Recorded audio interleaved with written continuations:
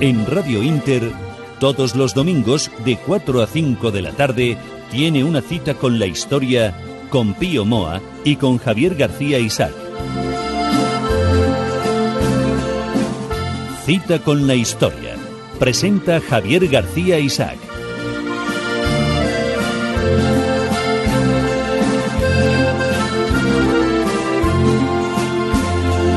Pues muy buenas tardes, cita con la historia, cita con todos ustedes, cita con don Pío Moa, que hoy vuelve a estar aquí con nosotros después de esta Semana Santa, que hicimos el programa especial Místicos de España con Pedro Fernández de Barbadillo, pero siempre se le echa de menos a don Pío Moa. Bueno, espero. Eso es buena señal, ¿eh? Bueno, hoy vamos a tratar un tema interesante y yo creo que muy, no sé si la palabra es manipulado o muy tergiversado, que es Franco y la Segunda Guerra Mundial. Sí. Es un tema muy importante, pero bueno, antes vamos a insistir. Estoy muy afónico. Bueno, reiteramos una vez más, aunque resulte cansino, que el llamamiento al apoyo al programa, porque no tenemos subvenciones ni las queremos. Las subvenciones eso es importante decirlo. Suelen tener un coste, ¿no? Sí. Sino que queremos que el programa se sostenga por el aprecio de los oyentes. No, esto es esencial, claro, para nosotros, porque esto nos da mucha mayor independencia. Y tenemos ya una cuenta de PayPal que facilita las aportaciones. La cuenta es Tiempo de Ideas Siglo XXI, todo junto, @gmail o gmail.com. Es decir, Tiempo de Ideas Siglo XXI @gmail.com. Eso todo es. junto. Tiempo de Ideas Siglo XXI es número romano, si no me equivoco. Sí, todo junto. @gmail.com. Y como recordarán, la cuenta directa, la voy a decir de nuevo, es ES09 0182 1364 33 y 020 154 3346. 3346. La repito yo, si usted me permite, don Pío. Sí. ES09 0182 1364 y luego 33 02 01 54 33 46 del BBVA. Eso es. Titulada cuenta Tiempo de Ideas Siglo XXI. Eso es. De todas maneras, los números pueden consultarlos en la web, Cita con la Historia. .es, efectivamente. .es. Y también, como esto lo reproducimos en podcast y en YouTube, pueden verlo. Yo invito a todos nuestros oyentes que se hagan a través de YouTube. Vamos colgando nuestros programas. Sí. Hay muchísimos aficionados, hay mucha gente que cada vez se suscribe más. Ahí tenemos pues el índice de los programas que vamos haciendo, las temáticas, el número de cuenta, las novedades que vamos sacando. Ya tenemos también una cuenta de Twitter muy importante, que es Cita con la Historia. Y como bien decía don Pío, es importantísima su colaboración. No tenemos subvenciones ni las queremos, pero para mantener este programa sí es verdad que necesitamos de su apoyo. Sí, porque es un programa que hoy por hoy tiene pocos oyentes, es decir, no tiene posibilidades de conseguir publicidad real. Eso es. Tiene muy poca y eso no ayuda prácticamente nada. Pero ahora bien, si los oyentes se mueven y en las redes, etcétera, comentan, difunden esto, el programa puede extenderse muchísimo. Que es lo que es lo que queremos. Si hay una legión de amigos. Sí, y actualmente pues tenemos ingresos para cubrir el mes de abril y la mitad del de mayo, lo cual sigue siendo bastante insuficiente. Y en eso conviene imitar a la izquierda, que en estas cosas es mucho más activa. Podemos ha tenido un éxito enorme con esto que llaman crowdfunding o microfinanciación o micromecenazgo más propiamente, ¿no? Y bueno, también quiero anunciar que pasado mañana, o sea, el martes día 14, saldrá a las librerías mi libro Los mitos del franquismo, que completa el de los mitos de la guerra civil. Porque si sobre la guerra civil se ha mentido masivamente, como venía a señalar el historiador inglés Paul Johnson, sobre el franquismo ha ocurrido lo mismo. Y he de decir que incluso muchas veces los que, como dice Ricardo La Cierva, los que han querido defender la memoria de Franco han hecho más mal que bien. Lo han hecho de manera tan torpe que ha sido perjudicial, ¿no? Es cierto que muchos de los defensores de Franco, con buena o mala fe, al final lo que han hecho ha sido casi perjudicar su imagen, ¿eh? Suele ser con buena fe, pero sí. hay que tener un poco de idea de las cosas y una argumentación un poco sólida, porque si no, ya digo, es perjudicial, da armas a los Pero, otros, ¿no? ¿qué busca este libro, Mitos del franquismo?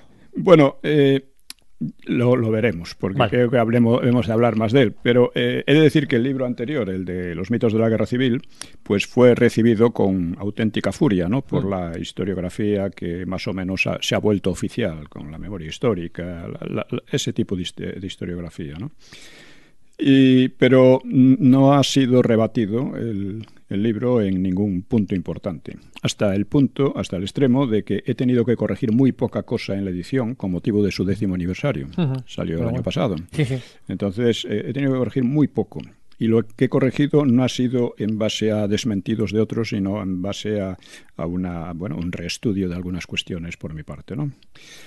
Pero el hecho es que no ha habido el debate intelectual que es propio de una sociedad democrática y de espíritu científico, como debe ser el mundo intelectual, ¿no? Y todos sabemos, por otra parte, los males que aquejan a nuestra universidad, que en este caso se demostraron plenamente, ¿no? De lo único de que fueron capaces los historiadores disconformes fue de mezclar las invectivas e insultos del primer momento con el silenciamiento posterior. En la universidad, esto ocurrió en la universidad y en los medios. Es curioso que a pesar de toda esa crítica que usted recibió y que no ha sido desmentido, el éxito de ventas fue absolutamente brutal. Fue muy grande, en gran medida porque tuve una entrevista en la 2 con Dávila, que eso ayudó muchísimo, ¿no? Porque fue muy vista. Lo que ocurre es que luego a Dávila casi lo crucifican los sindicatos y eso. Bueno, una cosa horrible que ya demuestra que... esto es muy lamentable. Tiene algo de infantil, pero en el fondo es lamentable. Y como decía el historiador useño Stanley Payne, esa actitud es propia de regímenes dictatoriales como el soviético, ¿no? O el cubano, ¿no? Que intentan imponer una versión determinada de la historia desde el poder y rechazan el debate. Bueno, pues me temo que con este nuevo libro ocurrirá lo mismo. Va a haber polémica. Que no la va a haber. Si la hubiera estaría bien. No va a haber insulto, pero no polémica. Claro, va a haber porque realmente, claro, nadie tiene la verdad absoluta, ¿no? Entonces el debate intelectual es esencial si queremos hacer algo serio. Pero lo que van a hacer es levantar un muro de silencio en torno a él. Y por eso también hago un llamamiento a los lectores para que imiten un poco también aquí el activismo de la izquierda y lo difundan de boca a oído y lo comenten en las redes sociales. Pues muy importante, 14 de abril ya está disponible en todas las librerías el último libro de don Pío Moa, el libro muy muy esperado, Mitos del franquismo. ¿Lo del 14 de abril es casualidad? Es casualidad, es casualidad. Pero vamos, tiene su simbolismo. Lo tiene. Su simbolismo. Bueno, pues ya habrá tiempo de ir hablando de este libro, porque sí que me gustaría un día que dedicáramos un programa a hablar precisamente de los mitos del franquismo. Pues sí. Un programa para hablar de los mitos del franquismo. Es muy necesario. Es muy necesario, porque eso podría ser muy clarificador, muy clarificador. Bueno, hoy el tema que nos ocupa. Sí, vamos a dejar hoy la parte de las puntualizaciones porque... no tenemos tiempo. Por el tiempo, sí. Bueno, hoy vamos a ir directamente al tema Franco y la Segunda Guerra Mundial. Bien, esta es una de las cuestiones más mitificadas del franquismo y del antifranquismo, ¿no? Y es una de las más importantes porque, claro, que España se librase de la Guerra Mundial tuvo una repercusión enorme para España y también para el resto de Europa. O sea, una entrada de España en la Guerra Mundial podía haber significado, como mínimo, una prolongación de la guerra y una dificultad mucho mayor de ella. Y para España grandes desastres, pero indudablemente. Y precisamente como la lógica te dice, bueno, España no entró en la Guerra Mundial. ¿Quién puede ser el responsable principal de este hecho? Solo puede ser Franco. Y sin embargo, un montón de historiadores se han empeñado en decir que no, que Franco lo que quería era entrar a toda costa. Lo que pasa es que a Hitler no le convino, porque pedía demasiado, o porque el ejército español era muy deficiente, o quién sabe. El que fue Hitler el que no quiso que España entrara en la guerra. Más o menos, es lo que sostiene Preston y otros muchos, ¿no? En fin, España evitó, es verdad que evitó el gran conflicto europeo y tuvo un efecto doble. Favoreció a los aliados anglosajones mucho más que a Alemania. En el aspecto táctico, el régimen hizo algunos favores a Alemania, pero en el aspecto estratégico la mera neutralidad fue importantísimo. A los aliados, ¿no? Bueno, esto lo entendió muy bien Churchill, ¿no?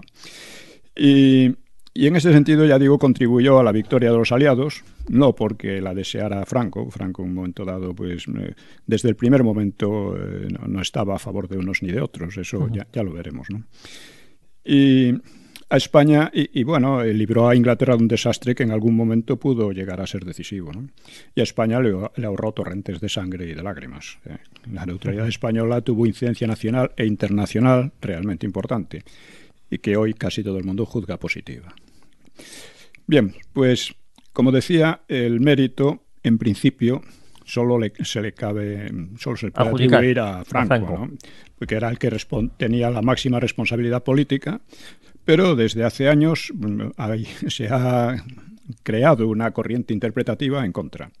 Además, muy en contra de muchos de esos ministros que querían la entrada de España. Bueno, algunos. Pero eso en quien decidía realmente era Franco, con algunos consejeros, como podía ser Carrero Blanco y alguno más, ¿no? En un momento dado también Serrano Súñer y demás. Según algunos autores, pues Franco deseaba realmente, incluso ardientemente, entrar en la guerra europea.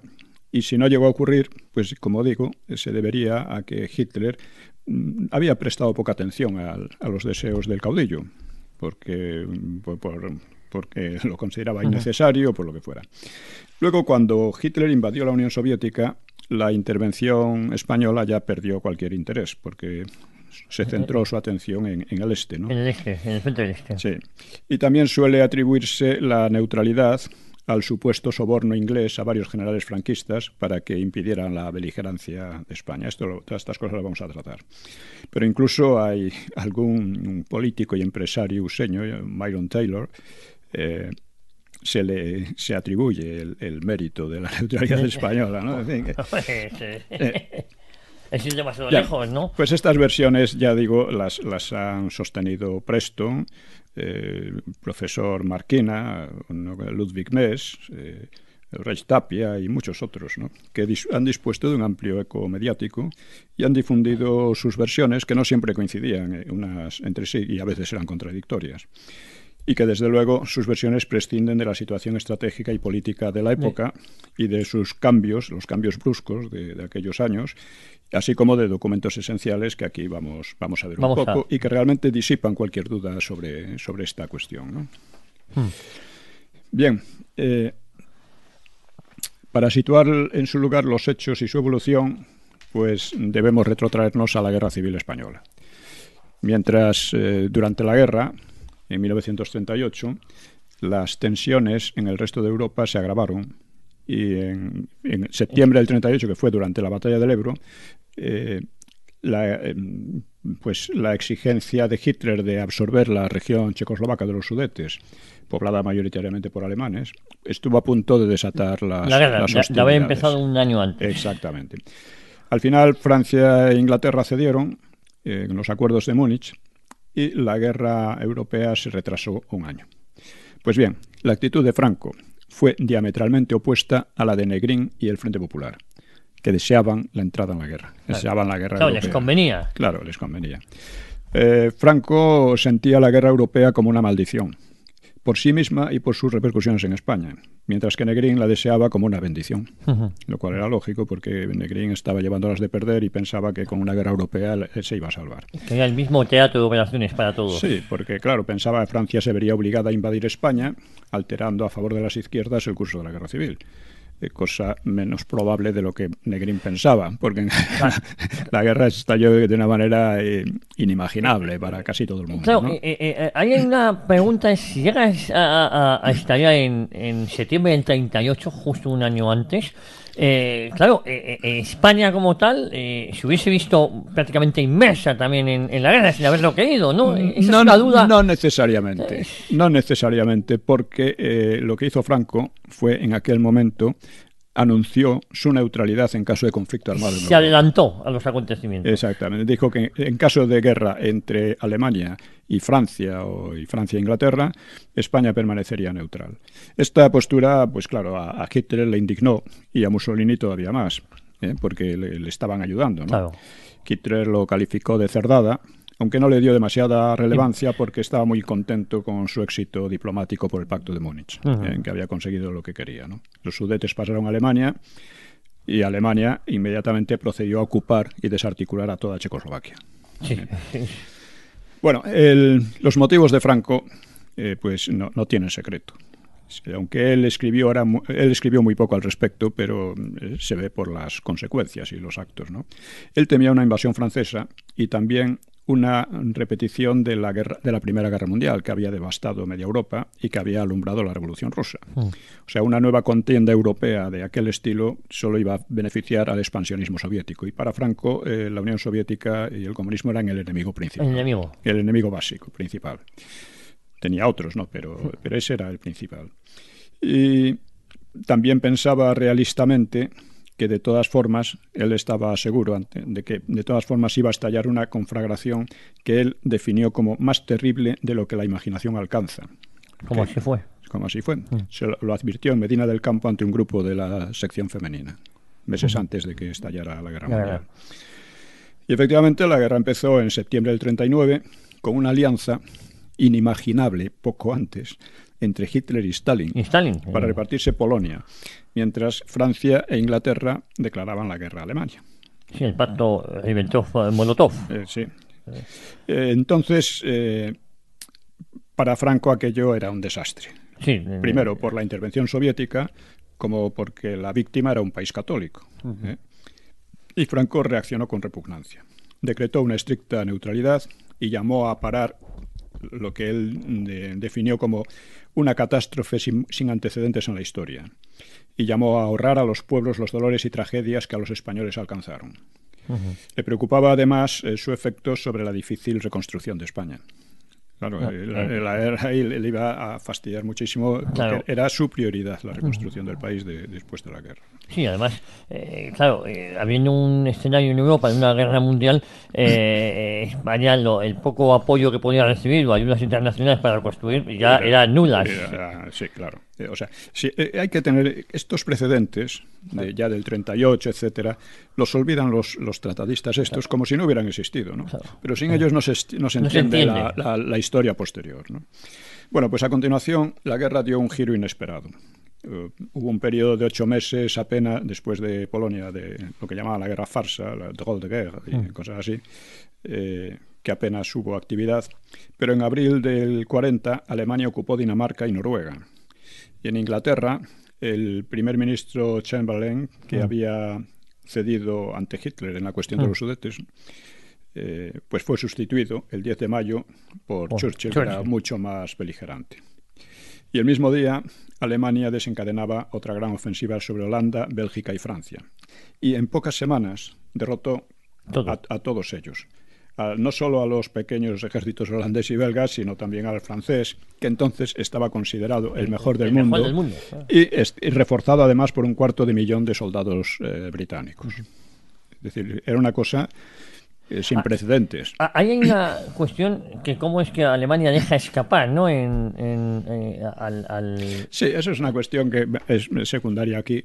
Unos dicen que porque quería la paz con Inglaterra, y es verdad que quería la paz con Inglaterra.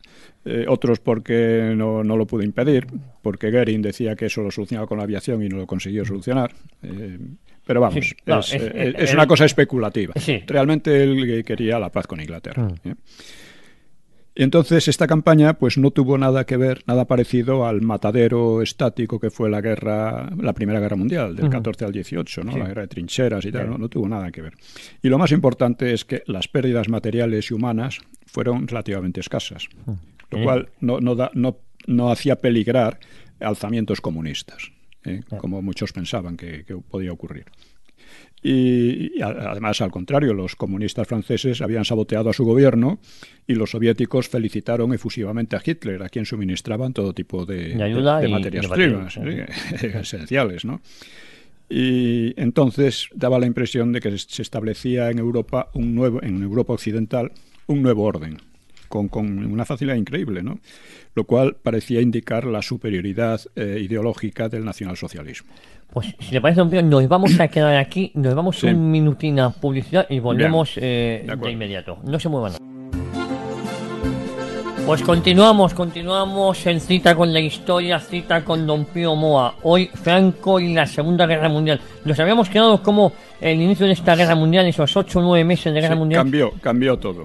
Cambió todas las expectativas, porque nadie creía que Francia y medio Inglaterra iba a ser derrotada.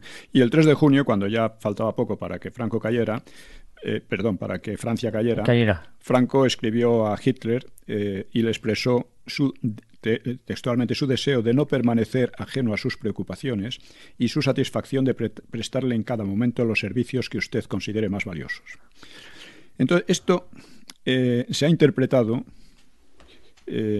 como un apoyo incondicional. Al mismo tiempo, sugería, en falso, ¿no?, que los alemanes y españoles habían luchado juntos contra los recién derrotados franceses e ingleses, lo cual no es cierto, y excusaba su neutralidad en la necesidad de proteger las Canarias y las Baleares y de reconstruir el país.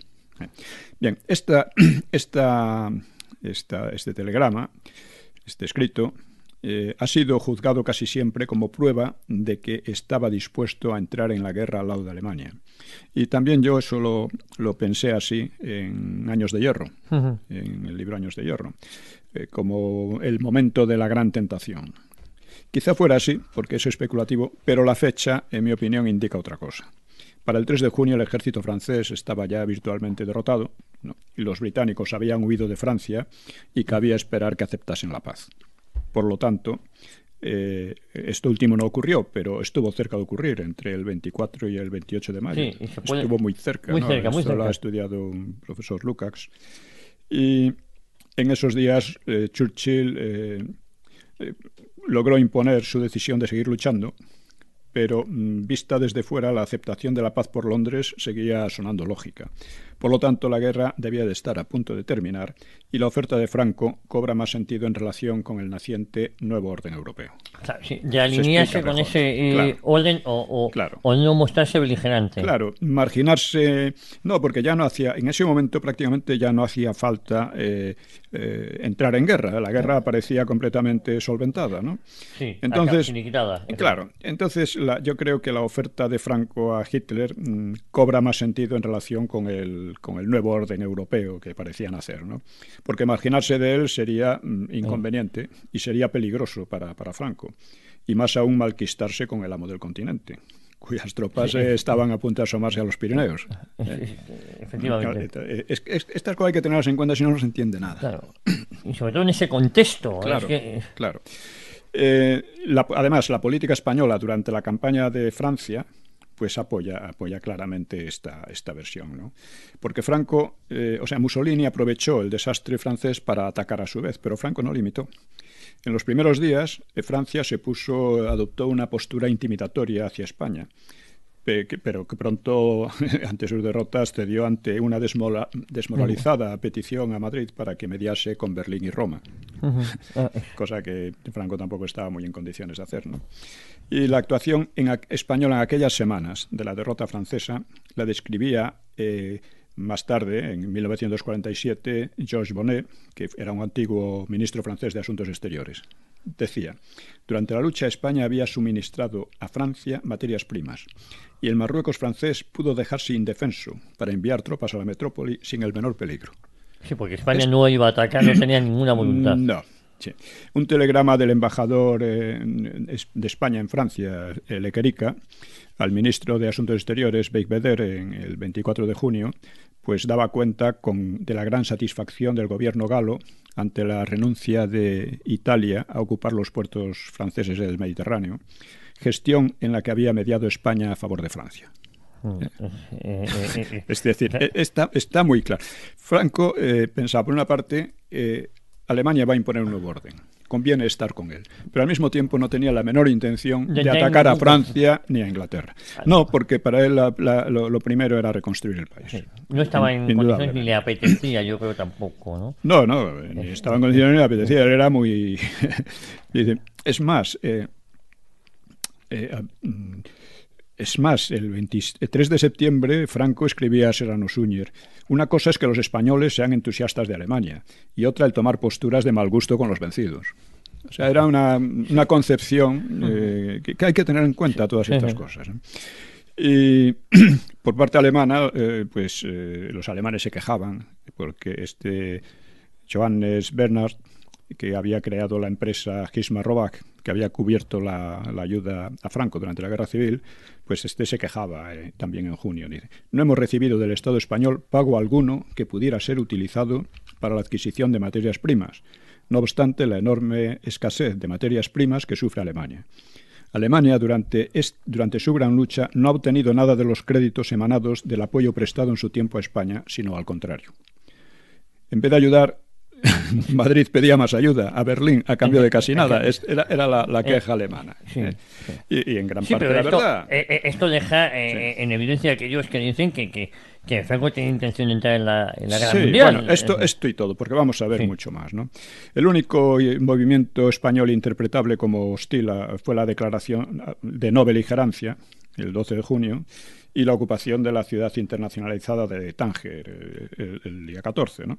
Pero esta ocupación se adelantaba a la ocupación que se rumoreaba de las fuerzas franco-británicas y tenía base legal, porque España quedaba como la única no beligerante entre las potencias administradoras, que eran España, Inglaterra y Francia, administradoras de Tánger. Claro. Entonces, como estaban en guerra, eso era una cuestión distinta, ¿no? Y Londres, además es curioso, Londres, que temía una posible hostilidad de Franco, aceptó la ocupación de Tánger, garantizó que no violaría la soberanía española y hasta ofreció disposición a negociar al final de la guerra todos los problemas y aspiraciones españolas, incluido Gibraltar. Que ahí teníamos, a lo mejor... Aunque sin la menor intención de cumplir. Eso es. El 18, porque Churchill dijo, bueno, si perdemos la guerra no va a haber negociación ninguna, y si la ganamos no va a haber cesión ninguna. Era muy claro, ¿no? El 18 de julio, aniversario del alzamiento, Franco reivindicó Gibraltar y habló de movilizar a 2 millones de soldados, pero no hizo nada práctico contra los intereses ingleses. No, mantuvo la neutralidad, ¿no? Como puede observarse, Franco hacía movimientos contradictorios en apariencia y bajo los cuales había una línea fundamental bien clara: no entrar en la guerra. Esto lo apreció enseguida el embajador inglés Samuel Hoare, que vino.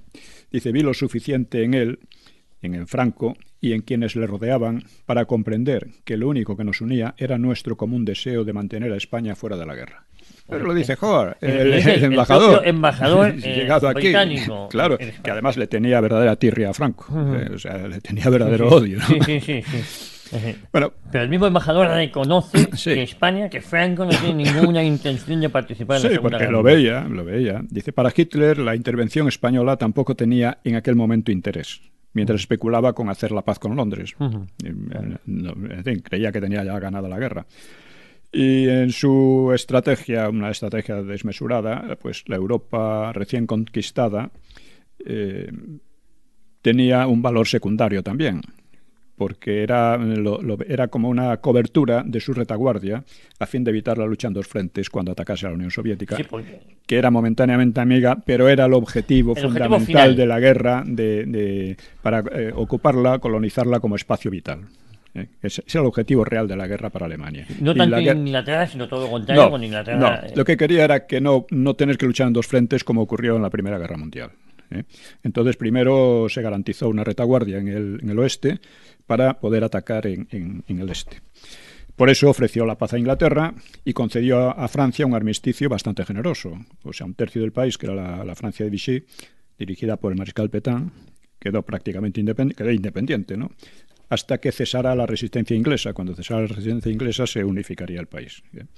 Entonces Francia entera, menos las regiones de Alsacia y Lorena, pues recobraría toda la independencia. Y en esa estrategia España no cumplía ningún papel. Está claro. No era importante ahí. Pero el hecho de que Churchill optara por la guerra cambió todo el panorama. Hitler pensó invadir la isla sin mucho empeño y luego trató de doblegarla con una ofensiva aérea, la batalla de Inglaterra. Los ingleses la ganaron, esa es la cuestión. Y ese giro solo podía aumentar la desgana de Franco a intervenir. Pero a Hitler le pasaba lo contrario. Renunciar a invadir Gran Bretaña y prever un futuro choque con USA. Ante esto, pues diseñó un ambicioso plan para tomar Gibraltar, llamaba la Operación Félix, y para establecer bases en la costa atlántica de Marruecos y en las Islas Canarias, con el fin de impedir allí cualquier desembarco anglosajón, el cual ese desembarco se produjo a finales del 42, la Operación Torch. Donde España no miró a otro lado, sino que poco hizo para evitarlo. No hizo nada, no. Y el designio alemán pues implicaba entenderse con España, con Francia y con Italia, lo cual era un problema difícil porque cada una de ellas, de estos países, tenía sus propias aspiraciones e intereses en el Magreb. Y en todo caso Gibraltar era la clave y por ello la postura de España pues tomó un valor decisivo, ¿no? Y por ello también Berlín presionó a Madrid todo lo que pudo para arrastrar al conflicto. Y en pocos meses los intereses de Hitler habían dado un vuelco. De no preocuparse por el tal, a decir, esto es fundamental. Es fundamental el apoyo de España. O sea, para Londres la posesión de Gibraltar tenía un valor enorme. En palabras de Howard, durante siglos el dominio del Mediterráneo había sido uno de los principios fundamentales de la política británica. Sin él, habría sido imposible mantener el imperio británico. Churchill sabía bien cuán desastrosa le sería una alineación de Madrid con Berlín y por eso no escatimó esfuerzos para evitarlo. Parte de esos esfuerzos fue, al parecer, el soborno a generales españoles a través del banquero Juan March. En teoría, estos generales habrían recibido gruesas sumas y muchos militares, o sea, incluido Yagüe, que siempre fue germanófilo. Y la cuantía mayor, $2 millones, que es, lo habrían hecho multimillonario, ¿no? Habría ido al bolsillo de Aranda, que siempre vivió modestamente. O sea, no hay pruebas. No hay pruebas de la recepción de tales sobornos. Y Aranda, que se habría convertido en multimillonario, pues ya digo, vivió al nivel de la clase media. Y en Londres, en propio Londres, tenían recelos de estar tirando el dinero. Dice, no se saben si ese dinero llegaba a algún general español. Anthony Eden, que era el ministro de Asuntos Exteriores, entonces decía, esa gente con la que tratamos, o parte de ella, es venal, y por tanto capaz de vendernos, de venderlos a los alemanes. Recoger el dinero y tenían, dice. Y también mostraban escepticismo sobre el rendimiento de aquellas costosas operaciones, pero gastaron mucho dinero por el temor que tenían de lo que pudiera pasar aquí, ¿no? Y por otra parte cabe la presunción de que March cobrara su intermediación con mucha más generosidad de lo estipulado. Eso puede encajar también, ¿eh? Puede encajar, no se sabe. Sí. En realidad la decisión pertenecía a Franco. Ninguno de esos generales tenía ninguna influencia real, y el que más pudo influirle fue Carrero Blanco, que era absolutamente insobornable, ¿no? Eso lo reconocen todos, ¿no? Por lo tanto, se trató de un dispendio inútil. Además, Franco recibía confidencias del almirante Canaris, jefe del Abwehr, del servicio secreto alemán, que era el principal servicio de espionaje alemán, ¿no? Y a Canaris le desaconsejaba participar en el conflicto. Canaris estaba sirviendo más a Franco que a Hitler, curiosamente, ¿no? Pero, una vez que se suicida Hitler, es Canaris el que ocupa la... perdón. Es Dönitz. Dönitz, el almirante Dönitz. Sí. Yo Canaris. Sí, bueno, a partir de septiembre, Hitler, estamos en el año 40, ¿no? Hitler indicó a Ribbentrop que instruyese a su embajador en Madrid. Dice, ahora queremos la pronta entrada de España en guerra. Franco aceptó, claro, no podía decir no. Pero pidió ingentes ayudas en víveres y armas y vastas compensaciones coloniales a costa de Francia. Eso iba dificultando... Claro, dice, se ha debatido mucho sobre si esas exigencias eran o no un artificio para seguir neutral. Yo creo que la discusión es más bien ociosa, ¿no? Franco no ignoraba el interés de Hitler de no perjudicar a Francia, porque el ejército francés seguía siendo muy importante y podía ser decisivo en Marruecos, mientras que el español era inferior, claramente, ¿no? Además, Francia tenía una flota fundamental, ¿no? Que pertenecía a Francia, no la ocuparon los alemanes, ni mucho menos, ¿no? Y además Franco sabía que Alemania no podía atender sus demandas de alimentos y materias diversas, ¿no? Vamos, Franco empezó a poner una serie de condiciones que eran inasumibles por parte de Alemania. Claro. Y por otra parte, se daba cuenta, obviamente, de que Inglaterra y USA tenían en sus manos el abastecimiento de petróleo, de trigo, del algodón, de los fertilizantes, del caucho y otros muchos productos que llegaban por mar. Por tanto, y además, en realidad, Londres perjudicaba deliberadamente el comercio español, provocando un aumento del hambre en España. Es decir, el hambre de aquellos años, sobre todo del 40-41, que fue muy fuerte, no tanta como la del Frente Popular en el 38, pero fue muy fuerte, pues en gran parte venía de ese semi-boicot inglés, ¿no? De modo que Franco hablaba de guerrear, de entrar en guerra, pero decía solo cuando estuviera en marcha la invasión de Inglaterra, porque así Inglaterra no podía perjudicar a España, no podía dañar a España. Y al mismo tiempo buscaba créditos y acuerdos económicos con Washington y con Londres, rechazaba la entrega de empresas inglesas o francesas a Alemania y rechazaba la exigencia de una base alemana en Canarias. Esto lo rechazaba claramente. Es obvio, teniendo esto en cuenta, que atendía a todas las contingencias, o sea, el peligro de enemistarse con Hitler, por una parte, y por otra parte, pues, estaba atento a todos los frentes sin tomar una decisión mientras la situación internacional no se aclarase. Y el mismo septiembre de aquel año 1940, insisto que es el año decisivo, 40-41, Serrano Suñer, que pronto sería ministro de Exteriores, viajó a Berlín para definir la situación. Las instrucciones de Franco explican de una manera clarísima cuál es su posición, que no admite ya especulación. Le dice a Serrano: hay que considerar dos casos, guerra corta y guerra larga. Si nos pudieran garantizar lo primero, la guerra corta, solo se necesitaría completar los preparativos militares. Pero se abre camino el supuesto de la guerra larga, y tanto que se abría. Habían perdido la batalla de Inglaterra, o la estaban perdiendo, ¿no? Dice, esto nos obliga a tomar garantías para que no nos puedan arrastrar a la intervención sin tener resueltos los problemas en forma soportable a nuestro pueblo. Esto es lo que dice Franco, ¿eh? Es decir, y guerra corta, claro, guerra larga, bueno, ya veremos, ¿eh? Ya veremos, porque no estamos en condiciones ni nos apetece, tenemos otras prioridades, es lo que viene a decir.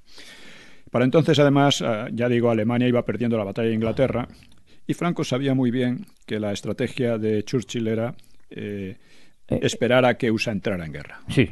Aguantar lo que fuera hasta que USA entrara en guerra. Y yo creo que Franco ahí sabía o intuía que si USA entraba en guerra, la guerra además de alargarse, sería muy complicada, ¿no? No necesariamente, porque en realidad donde perdió Hitler la guerra fue en Rusia. Pero bueno, eso es otra cuestión, ¿eh?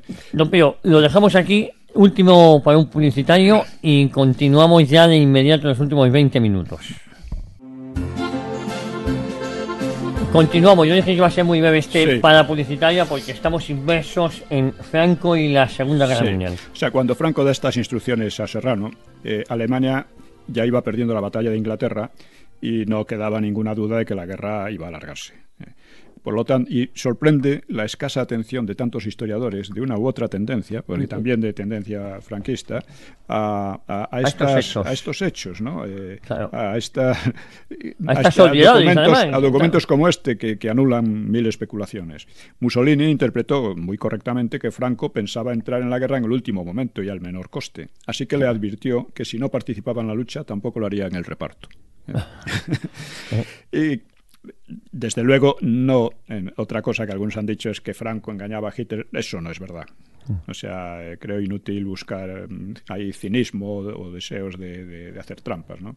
Él sentía gratitud hacia Hitler y ninguna hacia Inglaterra, que además retenía Gibraltar, no tenía ninguna simpatía por ello, y que además no le había ayudado para nada en la lucha contra los rojos, o muy poquito, ¿no?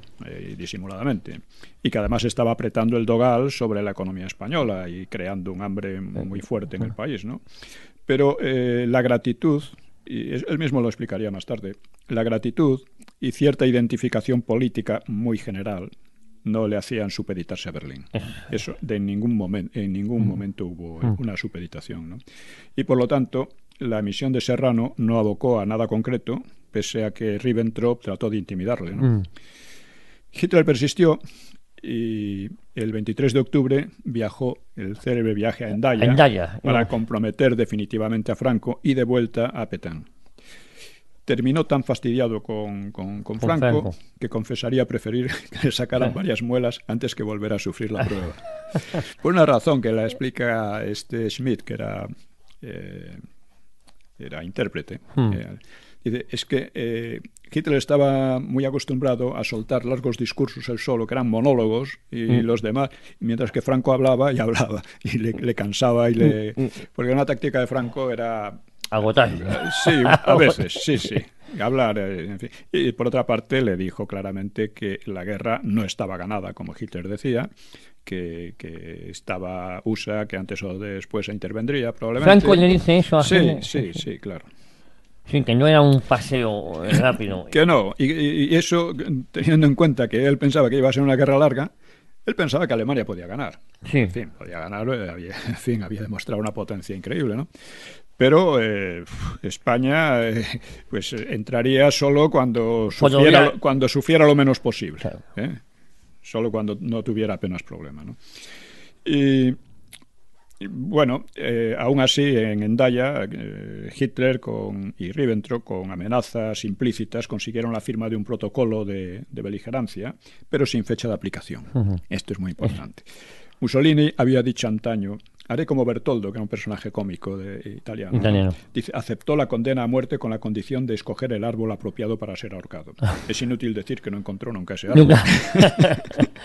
Decía Mussolini, yo aceptaré entrar en guerra, pero reservándome la elección del momento oportuno. Pero ya había elegido el árbol. Sí. Franco, en cambio, nunca lo hizo. Nunca lo hizo. Es decir, podemos atribuir una jugada inteligente, ¿no?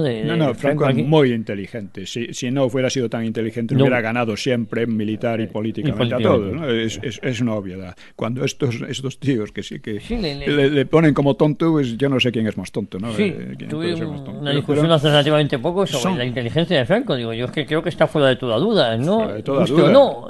O sea, el librarse de la guerra mundial fue una cosa dificilísima, ¿no? Y el caso de Endaya ha sido tratado 1000 veces, pero se mire como se mire, fue un fracaso para Hitler y un éxito para Franco.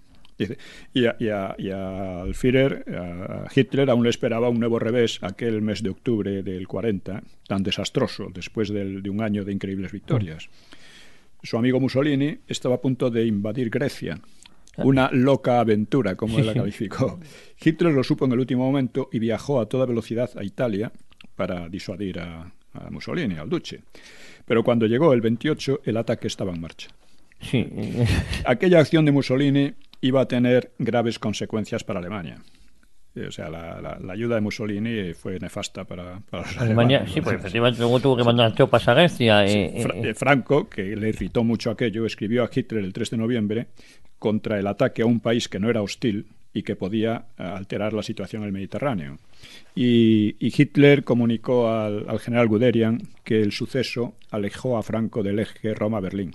Pues, dice él, pues no quería unirse a tan veleidosos compañeros. Así que eso... O sea, la entrevista de Endaya ha recibido una atención desmedida, sea para ensalzar o para denigrar a Franco, pero en realidad no fue determinante en ningún sentido. Marquina, Presto y los demás lo explican como una prueba de que Hitler tenía interés en la colaboración francesa, pero apenas en la española. Marquina llega a calificar la reunión un tanto grotescamente de trato de ganado de segunda categoría, atribuyendo por las buenas esta apreciación a Hitler. O sea, son de una arbitrariedad que asombra. En cuanto vas a los documentos dicen, pero ¿qué manera es esta? Sí, ¿de dónde han sacado estas conclusiones? O no han leído los mismos documentos, o a lo mejor no ha habido molestia en investigar, ¿no? Sí. No, lo que ha habido molestia es en denigrar a Franco, pase lo que pase, ¿no? Dice, según Marquina, Franco estaba empeñado en entrar en la guerra y el alemán no se lo pidió siquiera, más bien lo contuvo. Y para eso Hitler había viajado hasta Endaya y sostenido una conversación interminable de la que salió furioso. Para decirle a Franco que no entrara en la guerra. Por lo demás, Hitler tampoco sacó nada de su entrevista con Pétain en Montoire, en otro sitio cerca, vamos, en Francia. Y estos dos fracasos iban a provocar en Hitler accesos de furia y le darían pie en los años siguientes a amargos reproches contra unos amigos tan ingratos. Sí, como Pétain y como... Y sobre todo Franco. Y sobre todo Pétain Franco, no era Pétain... amigo suyo, pero Franco le había ayudado a Franco, eso es la verdad. En realidad fueron dos fracasos que habían nacido de otro inmediatamente anterior y que es la batalla de Inglaterra. De haber ganado a Alemania la batalla y segura ya su retaguardia para su gran proyecto de Rusia, Hitler no habría tenido la menor necesidad de España ni de Francia. Luego Pétain pagó muy caro, porque hay muchas interpretaciones, ¿no? El papel de Pétain, si fue un... colaboracionista o mantener un equilibrio, ¿no? Eso es otra cuestión que no vamos a tratar aquí porque sería eterna. No sé, sí. Pero, o sea, aunque Hitler no fue derrotado por Inglaterra, pero sí fracasó. Y entonces su interés por España se volvió acuciante, ¿no? Y por la misma razón, una guerra previsiblemente larga, Franco resolvió moverse con pies de plomo y no meterse... Pero es que está tan claro en los documentos, ¿no?, que dicen que es asombroso todas estas especulaciones baratas, ¿no? Sí, pero además está claro en los... Claro, es más, en enero del 41 la situación para el eje se ponía muy fea, porque los italianos habían sido repelidos por los griegos y habían sido aplastados por los ingleses en Libia. Hitler, que planeaba ya el ataque a la Unión Soviética, tuvo que aplazarlo para preparar una ofensiva por los Balcanes y enviar el Afrika Korps a Libia. A Libia. Y pese a su frustración de Hendaya, reforzó su presión sobre Madrid, mientras Franco daba largas y pretextos, alguno tan absurdo como que el invierno español impediría el paso de tropas alemanas contra Gibraltar. Por fin, el 6 de febrero, Hitler escribió una larga carta a Franco. Voy a leer una parte de ella, ¿no? Dice, esta carta y la respuesta de Franco clarifican definitivamente la cuestión de la neutralidad, ¿no?, que han suscitado así tan artificiosamente esto. Dice. Hitler reprochaba a Franco no haber resuelto ya la toma de Gibraltar, que, dice Hitler, habría dado un vuelco inmediato a la situación en el Mediterráneo y ayudado a definir la historia del mundo. Y no exageraba mucho.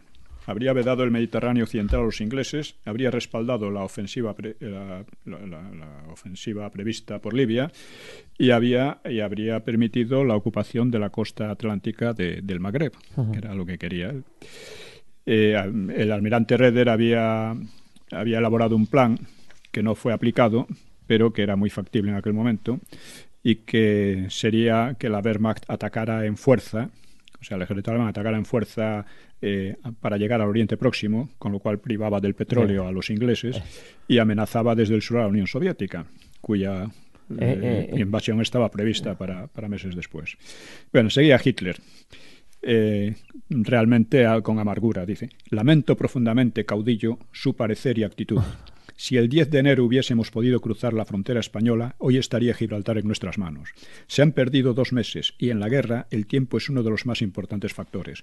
Meses desaprovechados muy a menudo no se pueden recuperar. Esto le dice Hitler a Franco. Entonces, no sé, aquellos que sostienen que Hitler fue el que... No, ya veremos. Sí, es increíble. Realmente Franco estaba causando graves daños estratégicos a Hitler, esto es indudable, ¿no? Y Hitler sospechaba connivencias con Londres a cambio de víveres y le advertía a Franco que Inglaterra quería retrasar la entrada de España en guerra, paralizarla y con ello incrementar sus dificultades permanentemente y así poder finalmente derrocar al actual régimen español. Nunca le perdonaron su victoria, caudillo.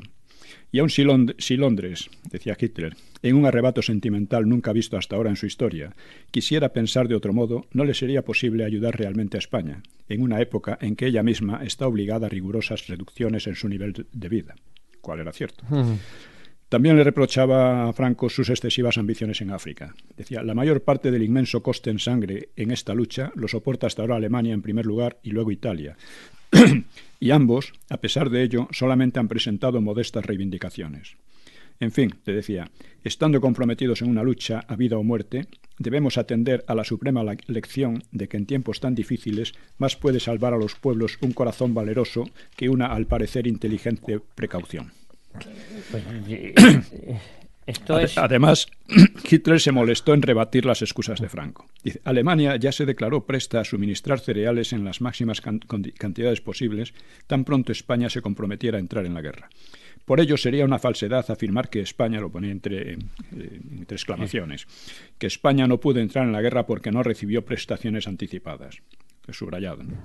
Cuando volví a hacer constar que Alemania enviaría cereales, el almirante Canaris recibió la respuesta definitiva de que tal suministro no era lo decisivo, pues no podía alcanzar un efecto práctico su transporte por ferrocarril.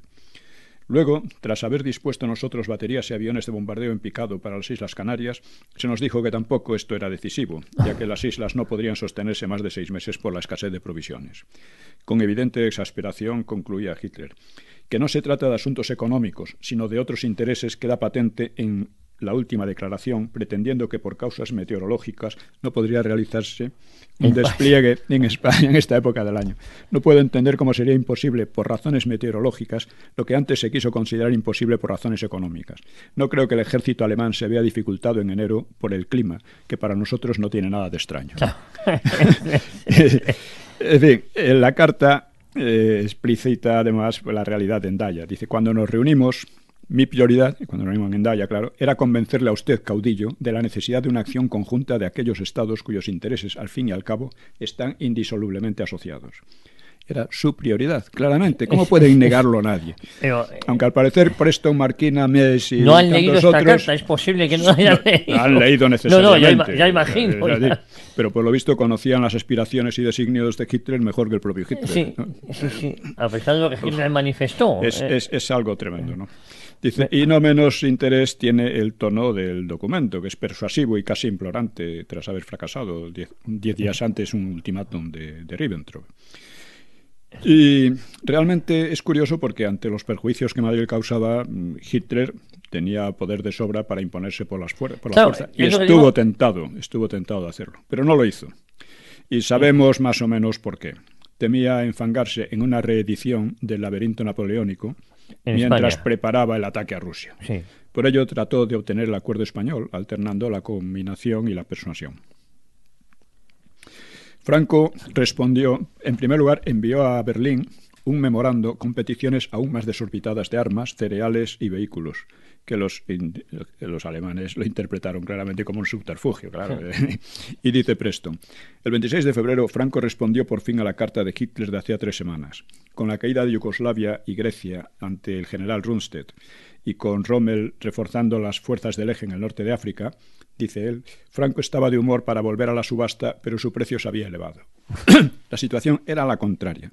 El eje seguía en mala posición en los Balcanes y en África, y Rundstedt, fue el general List, y Rommel solo comenzarían sus campañas semanas más tarde. Es decir, pierden de vista la cronología del momento, que claro, sin eso no se explica nada. Bueno. Y Franco pues respondió con una extraña insolencia, desde luego involuntaria, ante quien le había subrayado la importancia del factor tiempo. ¿Cómo vamos de...? Nos quedan 2 minutos. ¿2? Sí. Bueno, la carta de Franco ya está, en fin. Franco empezaba así. Su carta del 6 de febrero me induce a contestarle de inmediato.